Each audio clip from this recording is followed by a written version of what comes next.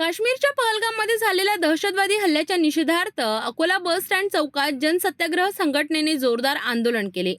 मुर्दाबाद आतंकवादच्या घोषणांनी परिसर गुंजून गेला.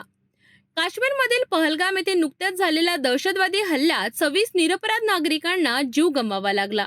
या घटनेचा तीव्र निषेध करत जनसत्याग्रह संघटनेने अकोल्यातील बस स्टँड चौकात जोरदार आंदोलन छेडलं. संघटनेच्या कार्यकर्त्यांनी आतंकवाद मुर्दाबादच्या घोषणा देत रस्त्यावर उतरून संताप व्यक्त केला. यावेळी त्यांनी दहशतवाद्यांचा प्रतिकात्मक पुतळा फुंकत सरकार विरोधात रोष व्यक्त केला. मुर्दाबाद मुर्दाबाद मुर्दाबाद जिंदाबाद जिंदाबाद मुर्दाबाद मुर्दाबाद मुर्दाबाद मुर्दाबाद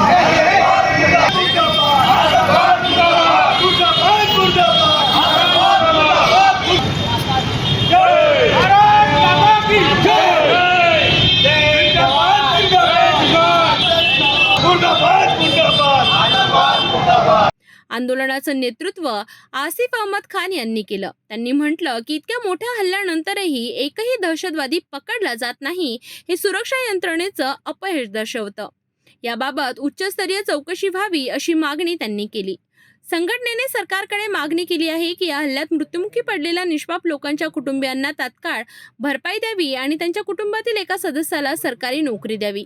यावेळी आसिफ अहमद खान, फिरोज खान, जावेद पठाण, अब्दुल वाहिद, हाफिज नाझीम, मोहम्मद रिजवान, शेख आसिफ सह अनेक कार्यकर्ते उपस्थित होते. या आंदोलनात विशेषत्वाने एक मुद्दा अधोरेखित करण्यात आला की आतंकवादाचा कोणताही धर्म नसतो. काही लोक दहशतवादाला इस्लामशी जोडण्याचा प्रयत्न करतात, जो अत्यंत निंदनीय आहे. मुर्दाबाद मुर्दाबाद मुर्दाबाद मुर्दाबाद